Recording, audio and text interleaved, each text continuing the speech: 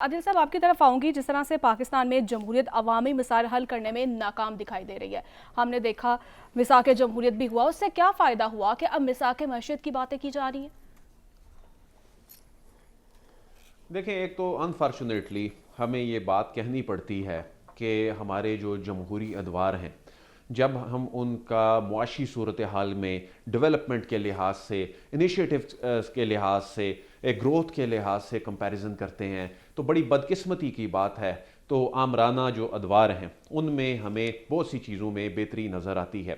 अच्छा, इसमें होता ये है कि हमारे जो जमहूरी इंस्टीट्यूशंस हैं ये बन ही नहीं पाए, और इसकी जिम्मेदारी खालिस्तन हमारे सियासतदानों के अपने ऊपर है। ये जो सियासतदान आज जो शिकवे करते फिर रहे हैं ना कि हमारी हुकूमत चलने नहीं दी जाती, तो यानी पिछली 2 दहाइयों का रिकॉर्ड निकालें और ज़्यादातर हुकूमतों को चलता करने, उनको ना चलने देने, उनके खिलाफ जो लीगल या कोई आइनी रुकावटें पैदा करने, वज़राए आज़म को घर भिजवाने के हवाले से, नाअहल करवाने के हवाले से, किसी पे को गद्दारी का मुकदमा बनवाने के हवाले से आप रिकॉर्ड उठाएं कि किस जमात की जो बड़ी लीडरशिप है उसने किरदार अदा किया। तो ये खुद एक दूसरे के साथ इस तरह करते हैं, ये ऐसे मौके देते हैं, खुद डिलीवर नहीं करते, अपनी टीम होती नहीं है। ये वही मामला जो हम आपसे थोड़ी देर पहले डिस्कस भी कर रहे थे कि आपके पास तो इसका मतलब है मुआशी प्लान तो है नहीं। अब जब आप आ जाएंगे और 4 साल बाद, 4.5 साल बाद आपका कोई एहतसाब शुरू करने लगेगा,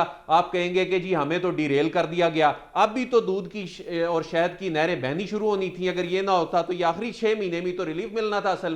असल में अपनी तैयारी कोई नहीं है, अपने जमहूरी इंस्टीट्यूशन बनने नहीं दिए, खुद ग्रॉस यानी जमहूरी इंस्टीट्यूशन देखे। सबसे पहले इब्तदा कहां से होनी है? सियासी जमातों से। सियासी जमातों के अंदर ही जमहूरियत नहीं है, पार्लिमान के अंदर भी इन्होंने पार्लिमान को पार्लिमान समझा ही नहीं हुआ।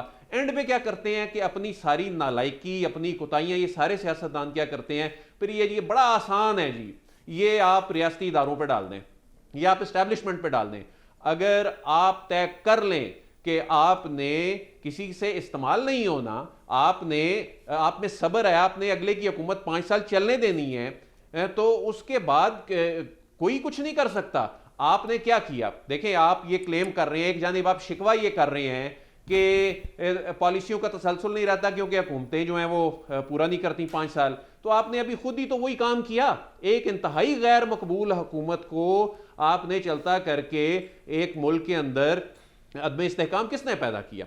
और उससे पहले जो पीपल्स पार्टी दौर में बार बार आप जो सुप्रीम कोर्ट में काला कोट पहन के जाते थे, पिटिशनें दायर करते थे, तो वो क्या कर रहे थे? आप डिरेल ही तो कर रहे थे। आपके साथ ये हुआ कि जब आपसे 4 साल बाद एहतसाब हुआ और उसके बाद आप ही की हुकूमत ने कंटिन्यू किया और उसके बाद फिर 16 महीने की आपकी हुकूमत भी आई, तो उसके बाद आप शिकवा कर रहे हैं कि चलने नहीं दिया जाता। मैं समझता हूं कि ये बड़ा आसान काम है कि रियासती इदारों पे डाल दो, एस्टैब्लिशमेंट पे डाल दो। सियासतदानों को खुद डिलीवर करना होगा, अपनी टीम बनानी होगी, अपना विजन अवाम के सामने लेके आना होगा। जब ये खुद डिलीवर नहीं करते, यानी इनको कोई मना करता है कि आप जो है सेहत का निज़ाम, तालीम का निज़ाम इसको बेहतर ना करें, तो ये तो बड़ा आसान काम है। आप कहते हैं जी चलने नहीं दिया जाता, तो ये आप खुद नहीं चलने देते एक दूसरे को, आप में सब्र नहीं है, आपके सियासी मफादात आपके सामने हैं, उसकी वजह से आज ये हालात है। सियासी मफादात को मद्देनजर रखा जाता है। बिल्कुल।